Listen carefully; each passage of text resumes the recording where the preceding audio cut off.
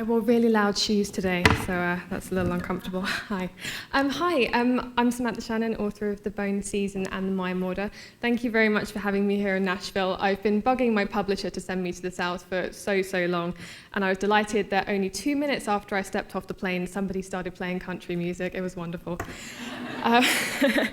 Okay, so some of the stuff I was going to say was covered in that introduction, but The Bone Season was published in 2013. It is my first published novel. I started it when I was 19 years old and studying at Oxford University, where I did English language and literature. Sorry, I'm going to put my iPad up here because I'm looking down a very long way. So The Bone Season came from two quite different ideas merging together. While I was at Oxford in 2010, I kind of had this idea about supernatural creatures living in the colleges, most of which are really magnificent old buildings. And they had enslaved the young people of the city. I don't know what that says about my experience at Oxford. I kind of toyed with this notion for a while and found it quite interesting, but I didn't really have a solid plot behind it. It was just kind of the ghost of a world and the ghost of an idea, so I just kind of left it alone. And then in the summer of 2011, I did an internship at a literary agency in London. It's a part of London called Seven Dials, which is in Covent Garden, which is a very trendy, kind of fashionable shopping district. And while I was there, during my lunch breaks, I used to walk around, and there were lots of stores selling crystal balls and tarot cards and offering psychic readings and that kind of thing. And I soon became intrigued by the idea of a world where clairvoyants lived in the city, offering their services to the public and kind of living in this secret double life. The two ideas could probably have ended up as two separate novels, but instead I decided to combine them. I've been inspired by Margaret Atwood's The Handmaid's Tale, which is my favourite novel in the whole world, to try my hand at dystopia. So I envisioned a world where clairvoyants were persecuted by the government, who in turn were puppeteered by creatures called the Rephaim. What came out of this endeavour was The Bone Season, which was published by Bloomsbury shortly after I graduated. The book is the first in a 7-part series following Paige Mahoney, a particularly rare kind of clairvoyant called a dreamwalker, who is captured by the Salon government in the year 2059 and taken to a prison city where she learns the truth about the world she lives in. The first sequel to The Bone Season, which is The Mime Order, came out on 27th of January this year. The book sees Paige's return to London and her desperate attempt to rouse the clairvoyant community in rebellion against Salon. The London of the books is a kind of hybrid of futuristic and Victorian visuals. Because Salon was founded in 1859, the city still has a lot of 19th century trappings in a kind of reverse steampunk aesthetic. Places that no longer exist in the London I grew up in do still exist in Paige's London. So I thought I would just read two extracts from the Mime Order to give you a sense of place that I tried to set up in these novels. Both of these extracts are about places that did once exist in London before the slum clearances of the early 20th century. Obviously, they're a little bit different in the Mime Order, but they did once exist. Now I need to catch my breath because I've spoken a lot. Okay. So this first one, just to contextualize, Paige has been working in a criminal gang, and one of her best friends, Eliza, paints pictures for a living. The problem is that those pictures aren't technically hers. She gets possessed by spirits, and they draw the pictures for her, and they're then sold, but they are technically fakes. And the underlord who leads the clairvoyant syndicate has just come and taken the picture away for examination. So Paige is now going to his place of residence to try and get it back. The Devils Acre, time-honoured home of the underlord, was almost within spitting distance of the Westminster Archon.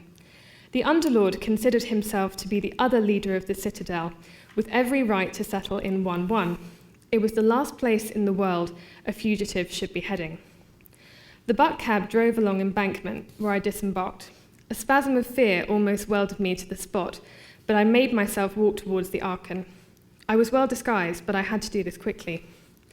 When I reached the Archon, I stood beneath it, close to where the river heaved against the walls. That clock had the largest dials in the citadel, Its opal glass face shone volcanic scarlet. Close by was a vast decaying abbey, where the kings and queens of old had been crowned. Locals called it the Thorny. As promised, a glimjack was waiting. He was all muscle, hooded, with a green lantern in one hand. Their purpose in the citadel was to escort Amarotics to their destinations at night, ensuring protection from unnaturals and their crimes, but Jackson had one or two on his side. I wondered how much Jackson was paying him, what price he placed on the life of a dreamwalker. Before Sion, the High Lords of Westminster had planned to eradicate the disease-ridden rookeries of London and replace them with modern, sanitary dwellings. Urban renewal had been put on a back burner when unnaturalness arrived, of course. Most other problems had.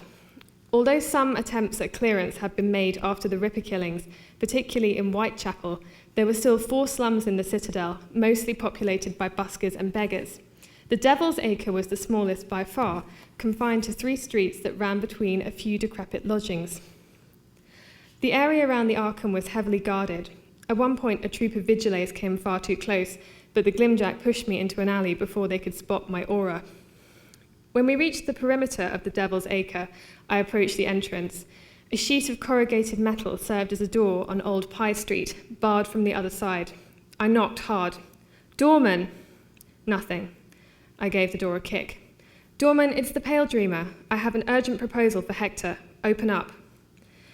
The doorman didn't answer, not so much as a snore, but there was no way I was going back to 1-4 without the painting.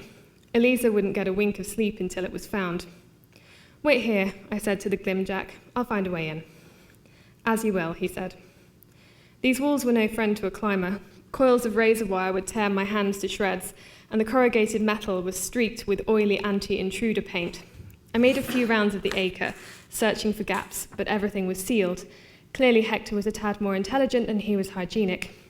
I was almost ready to admit defeat when the sole of my boot hit something hollow, a manhole cover.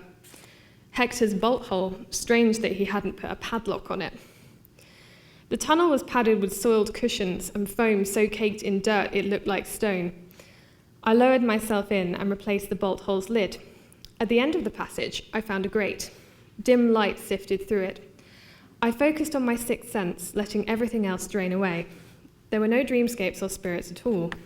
Hector and the gang must have left again, unless they'd decided to wreak havoc in another section before returning home. Still, they should have a guard watching the bolt hole, and there was no reason for all these spirits to have left. This was my chance. I could sneak in, grab the painting, and sneak out again. Job done. If I was caught trespassing in the Devil's Acre, though, I was worse than dead. I surfaced in the tunnel in a shack where the air was close and smelled of petrichor. Beyond it was a tiny collection of low-lying houses, cobbled together with brick and metal. I'd expected more from the Underlord's lair. Each and every building was empty. When I came to the largest, I knew it was where Hector lived. The walls were lined with blades of all kinds. Some of them were definitely imported, bought in secret from the black market. They were far too fine to be street weapons. Across the hallway, another set of double doors was ajar. A smell skimmed my nose, stale and unpleasant. I took the hunting knife from my bag and hid it behind my jacket. Warm light flickered across the carpet, but there was no sound. I pushed open the doors, and I saw the drawing room, and I saw what was inside it. I'm going to finish that. I was going to do another one, but I think actually it might be a little bit too long. So does anyone have any questions? Please say yes. Anyone, please? Hi. So do you have the entire series already planned out, or are you just kind of making it up as you go? It's kind of a bit of both. Like, I have a skeletal outline for the whole series with all the important plot points. And it's kind of, I know where I'm going with it, but I kind of let the characters do some of the fleshing out as well. I think it's not that exciting if you go into the book knowing exactly what's going to happen. It's kind of like following a recipe, I think. I'd rather not know precisely what's going to happen.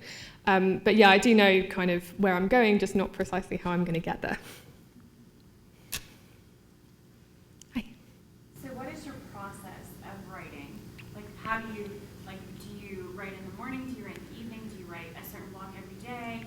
And that's kind of like a twofold question. And then on the second kind of section of that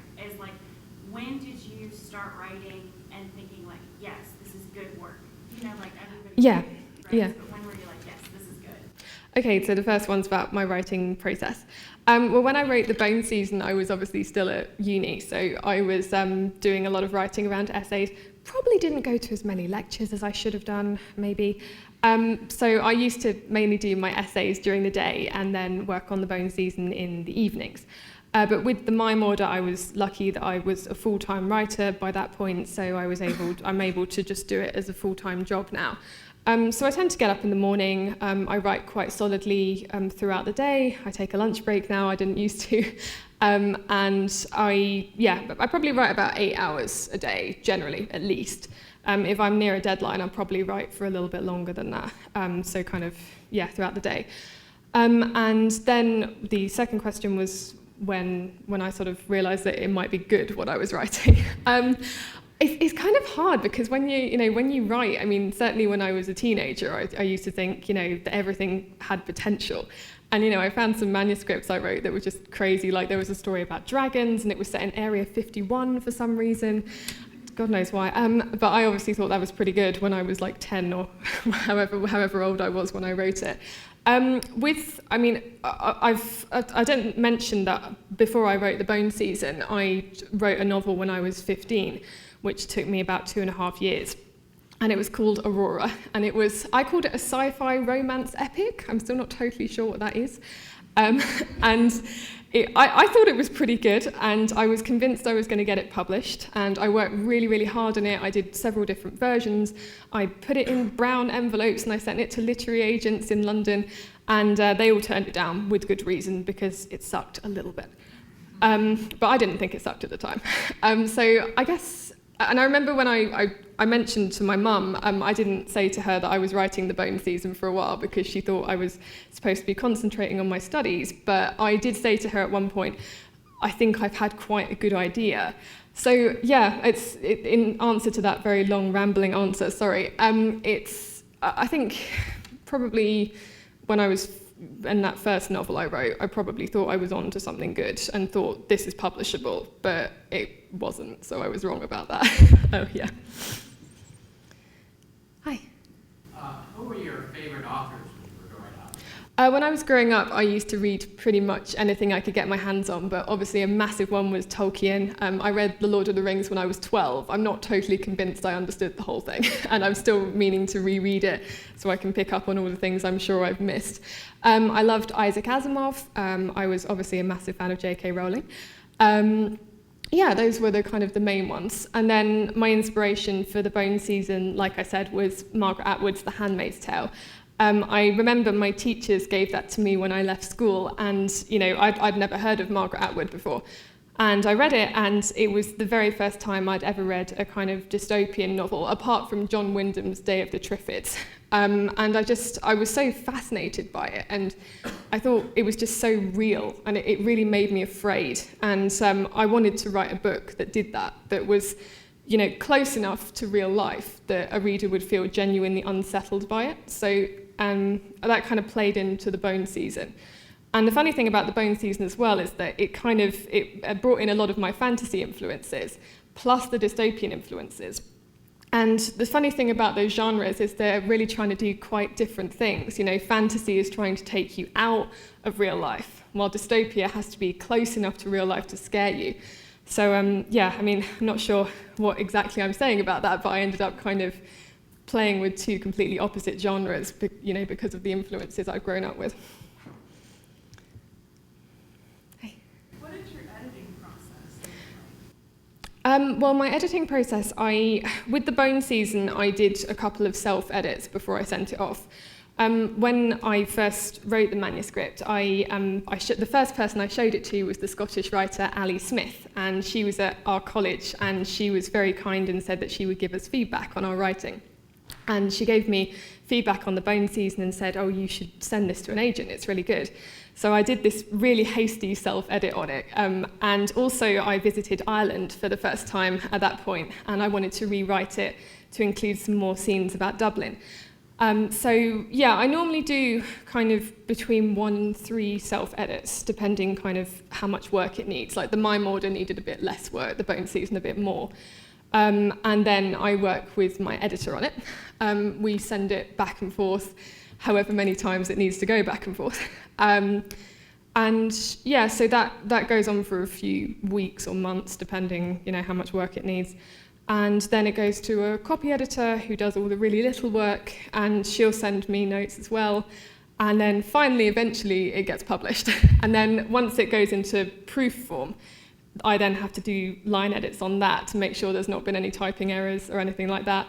And then even in the final copy, which always inevitably has typing errors in it, I then have to do my paperback corrections. So it takes quite a long time to actually get to the final finished copy where you don't have to edit it anymore. So in answer to that, probably like 5 separate types of editing. Hey. Do for fun, and in regards to your writing 8 hours a day, do you read still on your own separate books? Yeah, I didn't have a great social life at Oxford, I must say. But yeah, I do read quite a lot. It's kind of difficult when you're an author though, because there's certain kinds of books that you might not want to read because they might have quite similar ideas to yours. Like I don't tend to read books about clairvoyance now because I always worry that I might run into an idea that's too similar to what I'm doing. But I often find that I read books by authors I know, or that my publisher sends me, because get free books from publisher is a nice perk. And also sometimes you get books for quote as well, so they might want you to, if you like the book, you provide a quote and it goes on the cover. Like I gave a quote for Station 11, which is a fantastic book if you haven't read it. So yeah, I do reading. I like going to the theatre, the cinema. This sounds really boring. I don't really have a social life. I'm sorry. I'm not gonna stand here and make it up because it just sounds embarrassing. I occasionally go out. There you go. Hi. So as you just talked about, like, place is so essential in both of your novels. Yeah. Do you ever find yourself like needing to go out in London to find inspiration for certain parts, and like were certain fabricated areas really inspired by anything? Like Jacob's Island, is that based on anything? Yeah, well, with London, in my future sort of version of London, like I said, I wanted to create some areas that were fabricated and some that were real and some that were futuristic and some that weren't. Most of the fabricated places, like I said, are based on real historical places in London. Dickens wrote extensively about Jacob's Island. It's actually the place where Bill Sikes meets his end at the end of Oliver Twist, which I didn't realise when I read Oliver Twist, but later found out. And Dickens also wrote about Seven Dials quite extensively as well. But I do love walking through London, and I think cities are so inspiring in general because cities are made out of narrative. Every person in a city, every building, every district has a distinct story to tell, especially in a city like London, which is so old and has so many layers of history. There's so many different buildings from different eras. And I just love walking through it. It's like plugging into my inspiration source. And it's why I love traveling as much as I do. I've been, in the past 3 days, I've been in New York, Philadelphia, and here. And it's just always so amazing to go to cities. And I always feel so inspired when I'm in them. Hey. What do you feel like, since you started writing, what has been the hardest part for you, and what's been the best part of the journey in being an author? Sure. I think one of the best parts is traveling. It's absolutely lovely to go on tour and come to places like this and meet readers from so many different parts of the world. I've been really lucky, and my publishers sent me to Australia and India, and I've been to lots of different states in the US, and it's just been so fantastic. And also places I might not have expected to go. Like my publisher sent me to Romania, and it's not somewhere that I might have thought, I'm just going to randomly go on vacation to Romania. It wouldn't have necessarily occurred to me.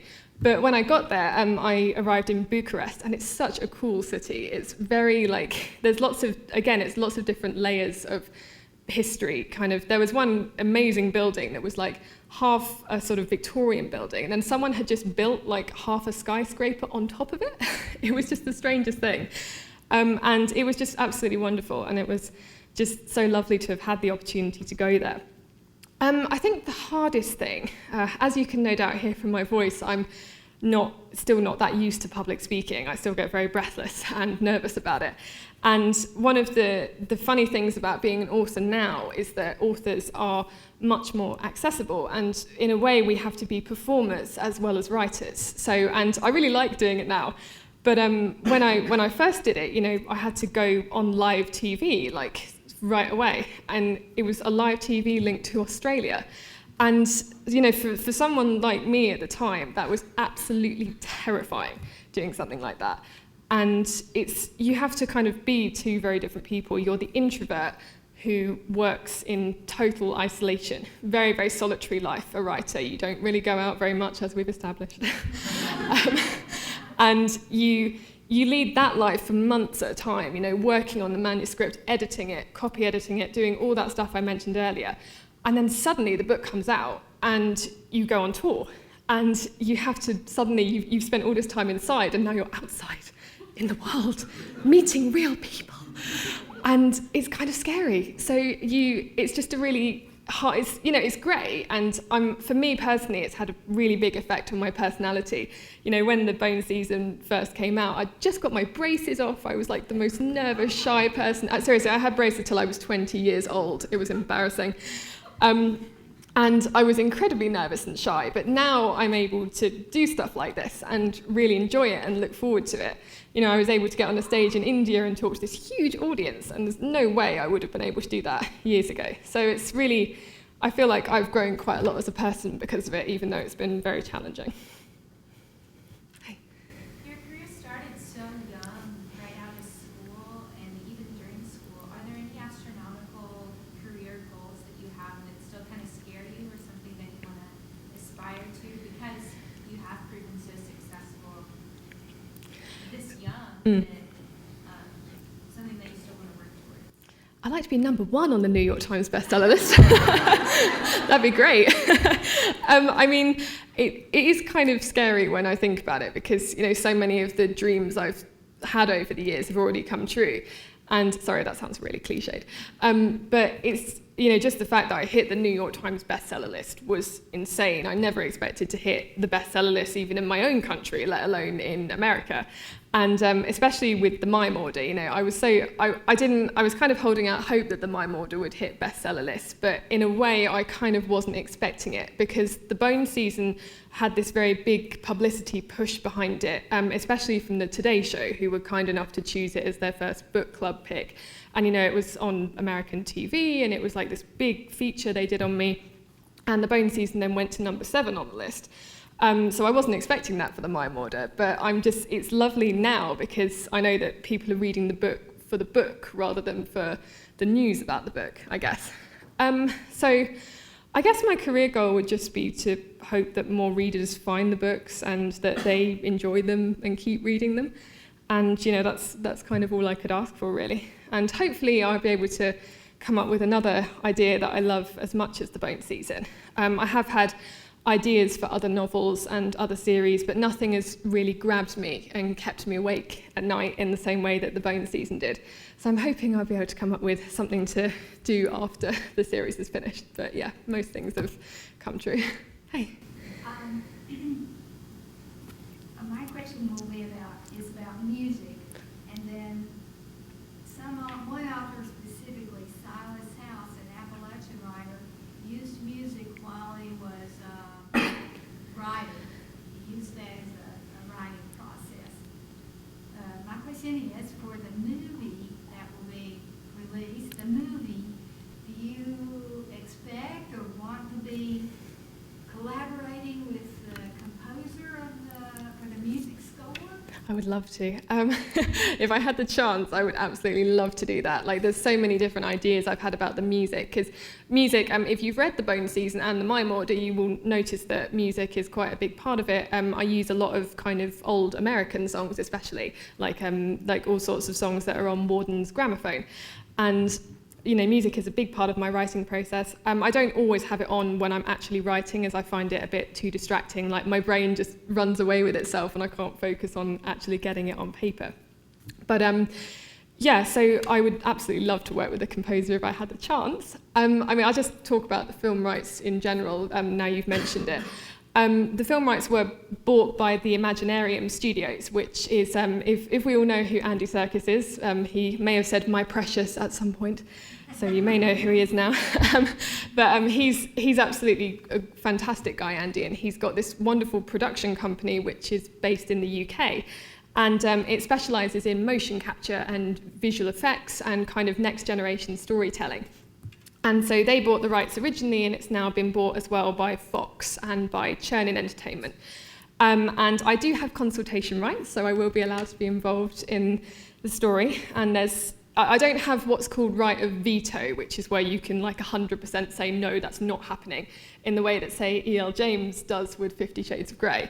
But yeah, I don't quite have that much control. But yeah, so I'm really hopeful, though, that I will be able to be involved, and I think that they really respect my opinion. They've got a fantastic team. And so if they let me talk to a composer, I will chew his ear off, because I will be that excited about the music. But I can only hope. I don't know. Hi. Your books have so many great supporting characters, and I was wondering if you had any favorites yourself. I mean, I guess he's not really a supporting character, but Jackson is my absolute favourite to write about. He has this very sort of flamboyant, kind of ebullient way of speaking, and I just know that I can just go crazy with language when I write about him. As for the more secondary characters, Liz was a favourite of mine. I love a lot of the mime lords and mime queens that I've introduced in the mime order, like the Glim Lord and Tom the Rhymer and Ognena Maria and lots of other characters like that. I mean, I love all my characters, really. I mean, there's one or two that I don't like Thuban Sargus, for example, who's the one that tortures Ivy when she's in the colony. I don't like him at all. But the others, I have affection, at least, for most of them. And Nashira is a big favourite of mine as well. But yeah, I love most of them. Yeah, I'm not saying I won't kill them at some point, but...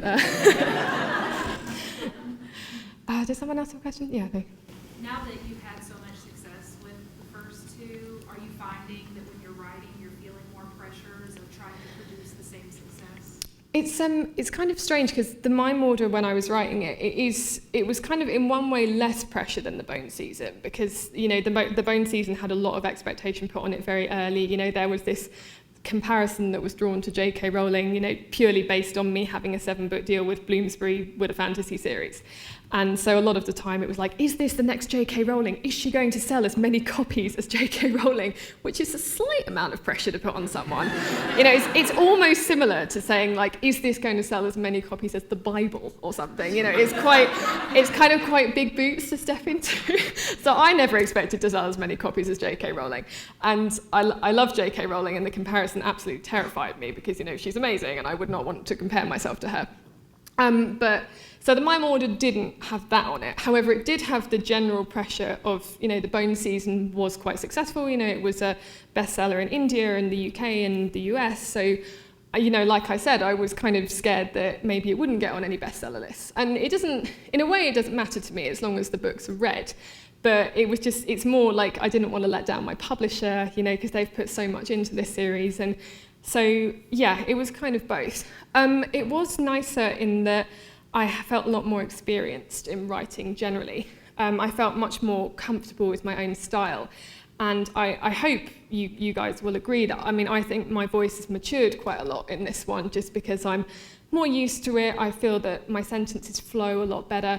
I was able to just work on this book, not juggling it with essays and randomly flying to New York and stuff like that. So I think it's a lot more assured. But yeah, so it was a different kind of pressure, I guess. And of course, you have the pressure with a second book of not wanting to let down people who liked the first book, which is that's a type of pressure that I definitely took to heart, because there's nothing, I'd rather someone said I hated this than I was disappointed with this and I expected more from this. And I loved the Bone season and the mime order sucked. So that was the one that really scared me a lot. But yeah, it's out there now, so make of it what you will. Anyone? Hey. So what sort of research did you do about clairvoyance in terms of I've never actually been to a clairvoyant. This always seems like a terrible confession, but I think it would honestly scare me, because I know that I would just give my hand over and they'd be like, death, like just immediately, or I'd see like a black dog in the future or something horrible like that. So I've never actually gone to a sort of a real life clairvoyant, just because I think it would play on my mind. But I did do a lot of research on historical types of clairvoyance. So when I first came up with the idea of the bone season, I knew I wanted to make clairvoyance a really big magic system. So I wanted to kind of, I'm sure there are other novels that have done this, but I wanted to kind of make a world that was really massive and have this kind of big classification system. So I sat down and I went through just articles about different kinds of divination that the Romans and the Greeks did. I looked at mediumship in the 19th century. I looked at kind of making up my own kinds as well, like the binders and the summoners and that kind of thing. And so then I kind of sat down and wrote them all out, and I tried to figure out the similarities and the differences between them. So I ended up with the 7 orders of clairvoyance system. So yeah, it's mainly drawn from historical research because I wanted it to have a sense of tradition and like it had kind of come out of real history in a way. But then I also kind of added my own twist to it and added my own kinds as well. Hey. Another question. Regarding writer's block, do you ever get it, and if so, what do you do to get it through? I think the most important thing to do is just to step away from the manuscript, because I think that sometimes you can overwork yourself to the point that you kind of get like a level of blindness, I think, that you look at the manuscript but you're not really seeing it. Like there's like really obvious errors that you just start to miss after a while, which is why having an editor is great because it's a second pair of eyes. But with writer's block, I mean, I had a huge writer's block on the Mime order at one point because I suddenly realised I was writing a mystery novel and I hadn't actually really set out with the intention of doing that. And I remember calling my editor and being like, no, you don't understand, I'm not a crime writer, I'm not a mystery writer, and I'm writing a mystery, what do I do? And she was like, just go away and think about it and it will come to you, you just got to leave it alone, go and have a cup of tea, have a think. So that's what we do in Britain, we always have tea when we need to think about anything. So I just kind of stepped away and I thought about it and I just had to work through it. But the most important thing is just get the hell away from the writing because the writing is what's blocking you, I think. It sounds silly, but just going for a walk or something and then coming back to it can just really refresh you and you come back and think, that's what the problem was, just because you've been stuck in a room staring at it and it's been staring back at you. I kind of see it like having a break in a relationship, like, you know, you just realise that something's gone wrong, so you just step away from each other, and then you come back and you love each other again. That's my relationship with my manuscript. We take breaks. Hey. You seemed pleased or excited earlier. You mentioned hearing some country music when you came to Nashville. What are you listening to right now? Is it country music or are you... Well, no, I mean, I'm sad to say I don't listen to a lot of country music, but I was expecting to hear it when I came to the South, and I did within 2 minutes, so I was very pleased about that. You delivered, guys. So I listen to lots of different kinds of music, possibly not the kind of sort of conventional music, but a lot of the stuff I listen to is, you know, the kind of music that you get in trailers. It's kind of like very dramatic, kind of orchestral sort of music. But I really like that because when music doesn't have lyrics, you can imagine your own story to it. Whereas I find with a lot of music with lyrics, the whole point is that a story is already in there. So I can't write to that kind of music because the story in the song gets in the way of my brain story. And obviously I listen to quite a lot of old-fashioned music, like the kind of stuff that features in the Bone Season and the Mime Order. I should probably get more up-to-date on my music taste, but I think I was born in the wrong era. But yeah, that's the kind of stuff I listen to generally. Hey. That's all right.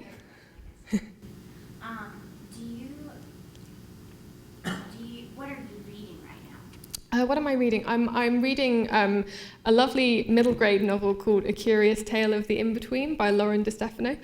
She wrote Wither and various other amazing novels, but I had an early advance copy of it, and it's kind of a sort of dark it's you know, slightly low. It's like for more like kids, like sort of 12 and up, I would say. But I've been really curious about it because she's been talking about it on her Twitter feed for ages, so I was quite lucky to get an advance copy. I'm also reading a book by a YouTuber called Carrie Hope Fletcher, if anyone's familiar with her. She's a British YouTuber, and she has a novel coming out called All I Know Now. A lot of the stuff I'm reading hasn't come out yet because I get advance copies of things quite a lot of the time. And I'm also reading A Court of Thorns and Roses by Sarah J. Maas, also of which has not come out yet. So all the stuff I'm reading will be out this year at some point. Anybody? Hey. Is there someone you've met since you published your books that was like a real surreal moment, or someone you're hoping to meet, or something like that? So many people. I've met Neil Gaiman several times. The first time I met him, I was just so starstruck because he was. It was like a Bloomsbury marketing event, and he's also his adult fiction, I think, is published by Bloomsbury. So I just kind of bumped into him and talked to him, and he's great. He's a really nice guy. Another thing that was very surreal was I went to Australia for the Supernova convention in Adelaide. And loads of people from Game of Thrones were there. And it was Mark Addy, who plays Robert Baratheon, Michelle Fairley, who plays Catelyn Stark, who's like my favourite actress in the whole world, and George R.R. Martin himself was there, and the guy that plays Bronn, and I was just sitting in a room, and I went on a bus to the place, and they were all just there, like talking and laughing, and it was just absolutely insane, because I felt like I was in this surreal, crazy dream where I was just sitting there with all the Game of Thrones stars, and they were all very nice as well. And of course, I met Margaret Atwood as well, which was a wonderful experience. I was at the Edinburgh Book Festival, and it was her launch for Mad Adam, her sort of one of her most recent books. And it was the first time I'd ever met her, and obviously she was such a huge inspiration to me. And when I first sat down next to her, I just couldn't talk for about 10 minutes because I was just so sort of terrified and excited, and I just couldn't get the words out. And then finally I talked to her, and she was once again completely lovely. And then I cried on my editor's shoulder for about half an hour because I was so emotional. I just had this like massive breakdown. I was like, oh, I've met Margaret Atwood, my life's complete. So yeah, I've been very lucky to meet quite a lot of really amazing people, and it is very surreal when you meet authors. But I have people I'd still like to meet, but I hold out my hopes. Hi.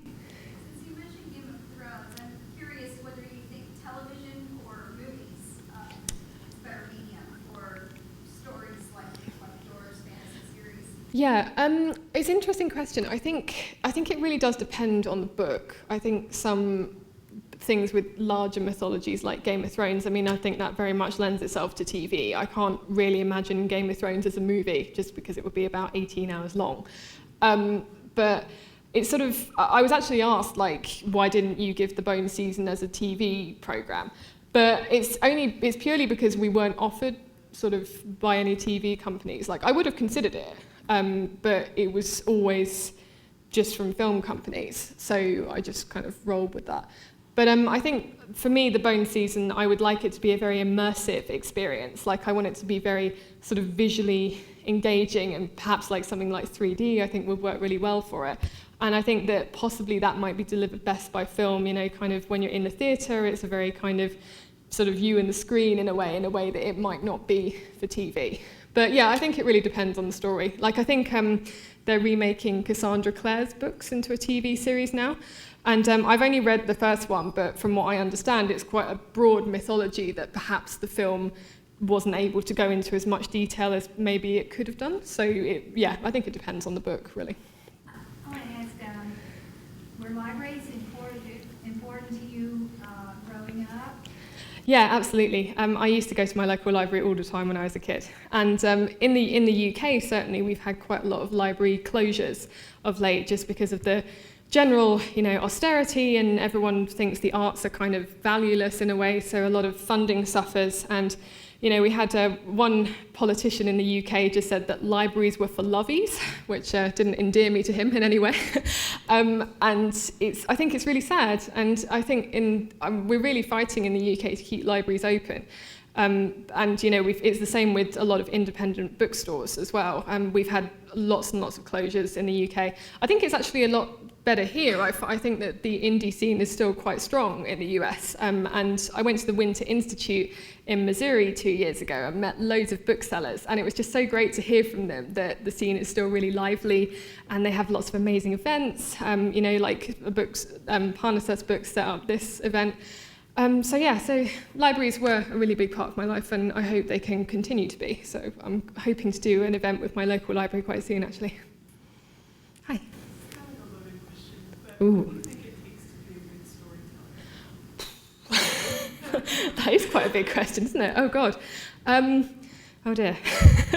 I think I mean, it depends on the medium of storytelling, obviously, because, you know, storytelling is, so it comes in so many forms. And I think as long as we consume narrative in so many different ways, so even people who don't read books, you know, you can consume narrative in all sorts of ways. Like, I mean, my little brother, for example, he's not a big reader, but he's absolutely in love with Minecraft. And, you know, that is still him consuming narrative. You know, he reads books about Minecraft, he builds his own stories out of it. So stuff like video games, stuff like film, they're all storytelling, just perhaps not in the same way that we might think. You know, stories used to be told orally, like back in the day when there was no pens. So I think, oh gosh, this is a loaded question. I could write an essay on this to try to get it answer it in a minute. I think in books, I'm just going to stick to books because that's what I know. I think voice is very important. And if you speak to literary agents about what they look for in stories, it's always a strong voice. They're looking for a unique, distinctive voice for the author to use. And I think it takes you a while to find a voice that you're comfortable with. Like for me, I had to write a whole story in third person before I tried first person for Paige's voice. And the first sentence of the bonus season just came out in first person. And I realized, you know, I hadn't unlocked that in myself, and I found this new voice, and it was so exciting because I just wanted to write in this voice all the time. And so, yeah, I think personally that's a very important thing. I'm actually going to be judging a writing competition in the UK soon. It's called the BBC Young Writers Award. And this is terrifying for me because I'm actually going to have to do exactly what you just asked me to do and judge a load of people's work and say whether or not it's a good story. And it's even a short story, which I'm not particularly familiar with. But I said to people, you know, I'm going to be looking for experimentation. I want people to be bold with their writing. I think, you know, combine genres that wouldn't normally go together. You know, write in a weird fragmented voice, like, you know, something like A Girl Is a Half-Formed Thing, books like that. They just completely break the rules. And that's what I think makes a good story sometimes, just the ability to just break out of convention and write something really weird. Like when I think when my agent first read the book, he was like, I don't really get this, but I think it's good. Like, that's what I want. I want you to not get it, but still think it's really good. So yeah, just experimentation and voice, I think, would be my favorite things. Anyone? Please? Hey. You had a thing on your blog if you pre-ordered your book with Jackson's. Yes. Is there going to be a way where kids don't get that, or is that a one-time deal? The print run, I think, is a one-time deal. For anyone who doesn't know this, there's a very important pamphlet in the book called On the Merits of Unnaturalness, which is written by the illustrious Jackson Hall, and Bloomsbury decided to do a limited edition print run of it. I wrote the whole thing. It's probably like 40 pages long or something.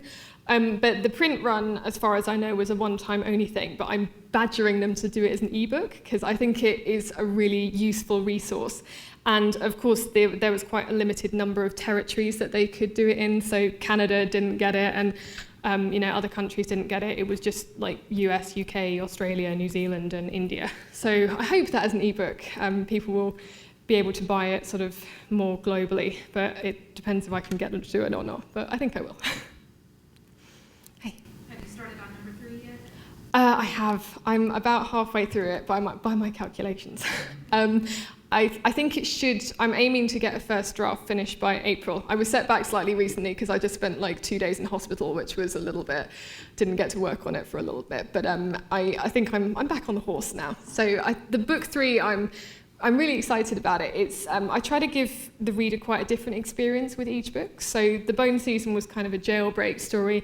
The Mime Order is sort of a murder mystery. And the third book is quite industrial and quite sort of more of a revolutionary tale. So I'm really looking forward to sharing that with you guys. I hope it will be out next year. I don't see any reason why it shouldn't be. But I say hope because I said the Mime Order would be out in 2014 and then it wasn't. So I don't want to do that again. But yeah, hopefully 2016 would be good. Anyone? Yeah, on top of that, so I'm curious, so let's say you finish this third book before deadlines. Yeah. Do you consider, this might be way far out in the future for you thinking about this, but like, are you waiting to hear back about the second? Or are you going to wait to hear back about the third? See how things go? Does that change? Like, what do you plan to do with the following. What, like how they're received and then how I write? And I know you're probably not, as a writer, you're not thinking like, I'm going to factor in for like what everybody in the world thinks about. Oh, like how they, like, so if people had like sort of responses to it. I try not to let it. I think, I mean, obviously, I've had various fan requests for, various things, and I'm considering a split in the narrative from kind of book 4 onwards, and, I ask people, which character would you want to hear from if I was going to write from someone's perspective? And so I do take in, reader feedback sometimes, but then at some point you also have to kind of block your ears to it, because you'll just end up kind of straying off what you were originally going to do. So yeah, I do notice it, and sort of, I'm on Tumblr and Twitter, so you will see quite a lot of it, and I love seeing kind of fan art people do, and it's lovely to kind of have people who are really engaged with it. But I don't read that many reviews after a while, and I kind of have to shut myself off a little bit just so I can focus on what I was doing originally. Because if I took in every single kind of request for something, it would end up not being the story that I set out to tell in the first place. Other times that you step away from the computer and actually just go to pen and paper? I'd love to say that I do. It sounds very romantic, kind of like writing with pen and paper. I'd love a typewriter as well. I think that'd be amazing. But I mean, I will sometimes write pen and paper if I can't get to a computer. Like I have written scenes in my notebook before, and I often find that I always have an idea like just before I go to sleep, which is incredibly annoying because I'm just about to go to sleep and have to make that choice. Do I want to go to sleep, or do I want to get up into the cold and get a notebook and write down this idea before I forget it? I always do it, but that's I know I'll forget it otherwise. Then I will tend to write on paper, or I text it to myself if I'm being really lazy.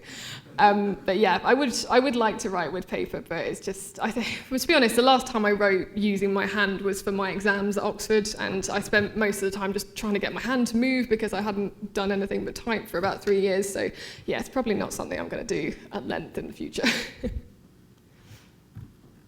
Hey. Is there any impression or legacy that you hope to make and leave behind in the literary world and body work? That's quite a deep question, isn't it? I guess there's small things I would like to do with my books. One of the most important things I feel that's facing the publishing industry at the moment is the diversity of characters, and also the diversity of authors as well.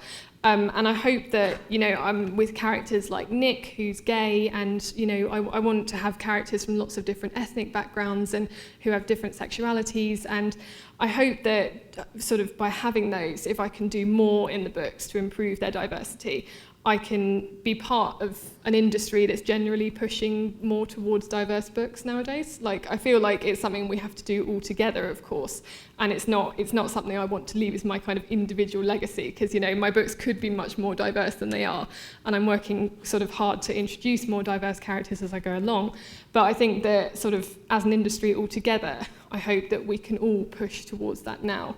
In terms of my own personal legacy, I just hope that I leave behind a series that people have enjoyed, I guess. Like, I don't have any aspirations beyond that. I hope that people will think about certain topics. I'm not going to say which, because I feel like I don't want to feel like I'm preaching at you, but I hope that it will sort of provoke thoughts about how people treat each other and that kind of thing. But yeah, that's probably as far as I would say I'd want my legacy to go.